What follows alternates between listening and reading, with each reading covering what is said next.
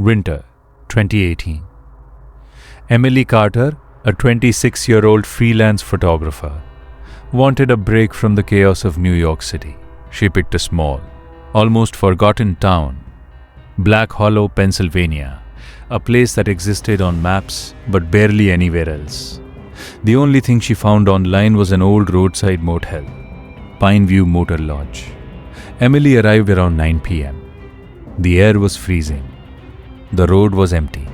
Half the street lights weren't even working. From a distance, the motel already felt wrong. Peeling paint, a flickering neon sign. Only 2 cars in the parking lot. She whispered to herself, "It's just for a couple of nights. Don't overthink it." Inside, an old man sat behind the counter. His name, Mr. Halvorsen. He spoke slowly. "Room? 2 nights." He pushed the register toward her. She noticed something strange. The last entry was from 3 months ago. She frowned. Not many guests? He smiled, but his eyes didn't.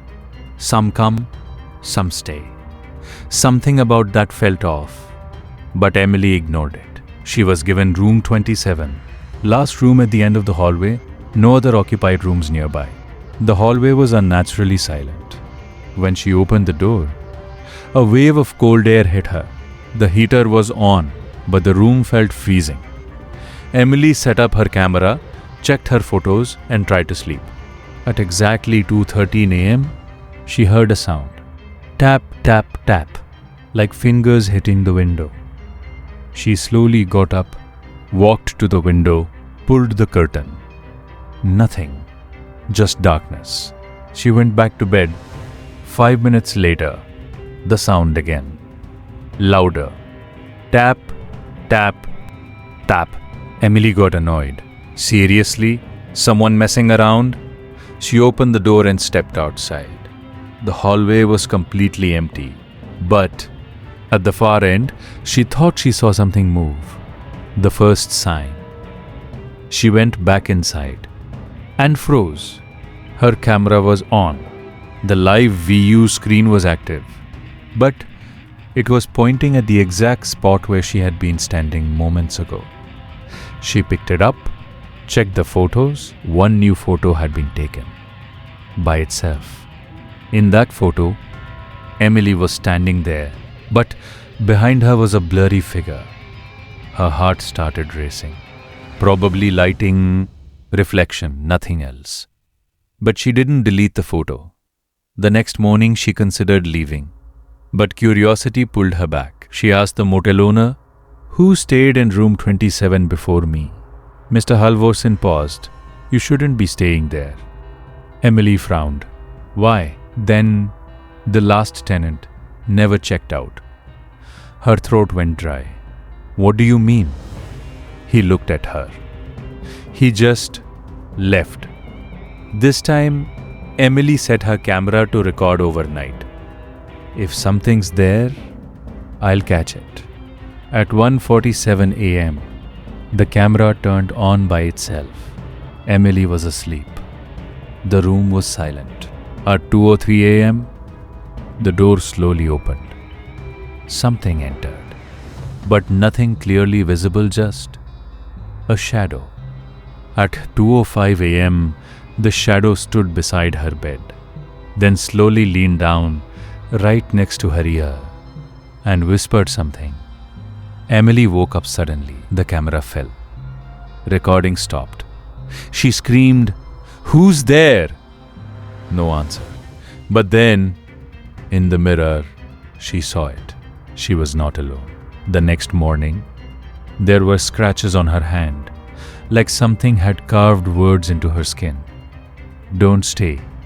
But it already felt too late. She searched online, Pineview Motel history. At first, nothing. Then she found an old forum, a post from 2015, room 27 is cursed. It said a man stayed there for months. He claimed something watched him at night. One day, he disappeared. And the most disturbing line, "The camera sees what you can't." Emily's hands started shaking. She made a decision. Tonight is my last night. I'm recording everything. But she didn't know. This time it wouldn't just be recorded. It would stay with her. 2 a.m. Camera on, lights off, door closed, and then the door locked by itself. 2 a.m. The room was completely dark. Only the faint red light of the camera blinked in the corner. Emily sat on the edge of the bed, wide awake. She hadn't slept. She couldn't. Then, click, the door lock turned by itself. Emily froze. Her breath slowed. Okay. This is not real. She grabbed her phone. No signal. Of course. She slowly stood up, walked toward the door. Her hand trembled as she reached for the handle. But before she touched it, don't. Right behind her. Emily spun around. Was there nothing? Just darkness. Behind her, the camera shifted. On its own. Now it was facing her directly, like someone was holding it, watching. The screen flickered, and then Live Vayu turned on again. Emily looked at it, and her blood ran cold. Because on the screen, she wasn't alone. Standing right behind her was a man. He was tall, thin. His face, but his eyes, completely black. Emily turned slowly. There was nothing there. She looked back at the camera. He was closer now. Her voice cracked. What do you want? The camera audio spiked. A distorted voice came through. You stayed. Please, I'm leaving. I'll leave right now. The camera glitched. Then text appeared on the screen. Like something was typing. Too late. You saw me. Now I see you. This isn't real. This isn't real. Then the mirror cracked. Emily slowly turned toward it. The crack spread across the glass, like something pushed from inside. And then her reflection smiled. But Emily didn't. She stumbled back. No. Her reflection raised its hand and pointed at the door. Suddenly, the camera started playing something. A video. It was old, grainy. Same room, room 27. A man sat on the bed, talking to the camera. I think something's here with me. It watches at night, Emily whispered. That's him, the last tenant. The man in the video looked terrified. I tried to leave, but the door won't open after 2 a.m. He leaned closer to the camera. If you're watching this, don't stay. Then, something appeared behind him. The same shadow. The man turned and screamed. The video cut. Emily stepped back slowly, her mind racing.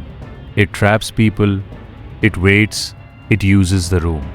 Then, the whisper came again. Closer this time. Stay. Emily ran to the door, pulled it hard. It wouldn't open. She screamed, "Help! Somebody help!" Silence. Then, footsteps. Outside. Slow. Dragging. Hope hit her. "Hello. Please help me." Then, a knock. Knock, knock, knock. Emily rushed forward. "Yes, please open it." But then, she remembered something. The tapping on the window. The voice saying don't. Her hand froze. Wait, what if it's not help? A voice came from the other side. Soft, broken. Emily, her heart dropped. It was her voice. Exact same. "Open the door, please." Emily stepped back. Tears streaming. No, no, no. The voice outside started laughing. Not human. The camera suddenly fell to the floor. Still recording. From that angle, the door slowly started unlocking. The handle turned. The door creaked open, and standing there was Emily. Same face, same clothes, but her eyes completely black. The real Emily whispered, "That's not me." The fake one smiled. "Now it is." Scream gone black. Cold air rushed into the room. Emily stepped back. Her eyes were locked on the doorway. Standing there was her. The other Emily, same face, same clothes, same hair.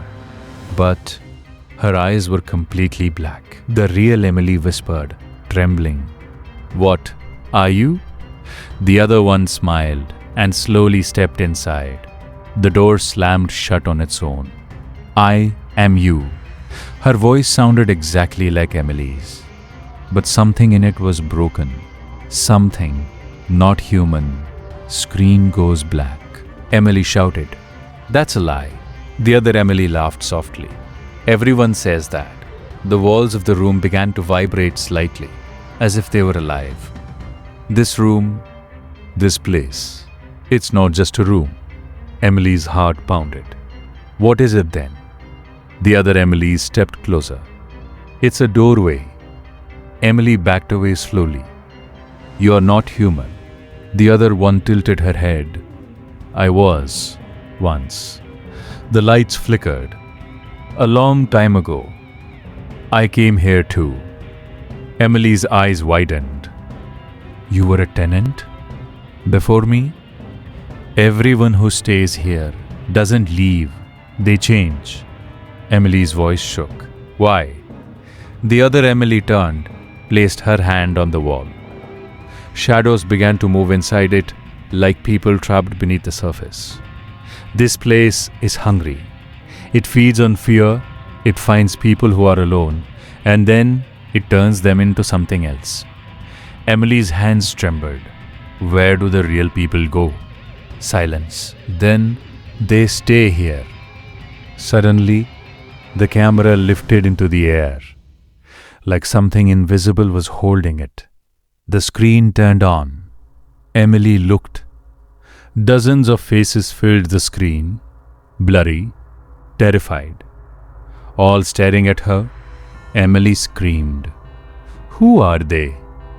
The other Emily answered, "The ones before you." Emily broke down. "Please, let me go." For a moment, everything went quiet. The other Emily stared at her. Then she said, "There is one way." Hope flashed in Emily's eyes. "What?" "Tell me." She stepped closer. "If you want to leave, you have to bring someone else in." Emily froze. "You mean trap someone else?" The other Emily smiled. "Exactly." Emily shook her head. "No, I won't do that." The room started shaking violently. Voices echoed from the walls. "Help! Let me out, please." Emily covered her ears. "Stop! Please stop." The other Emily's voice changed. Deeper, darker. "Then you stay." The lights went out. Total darkness. Emily screamed, "No!" Suddenly, her body froze. She couldn't move.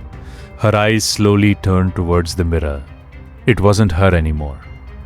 Something else stared back. Slowly, her eyes turned black. Her breathing grew heavy. And then, silence. Next morning, 9 a.m., at the motel reception, Mr. Halvorsen sat quietly. The door opened. Emily walked in. Calm, normal. "Checking out?" he asked. Emily smiled. "No, I think I'll stay a little longer." In her eyes, a faint darkness flickered. Night. Room 27. The door creaked open. A new guest walked in. Tired. Alone. Just one night, the camera was already on. And behind him, Emily stood there, smiling slowly. "Welcome."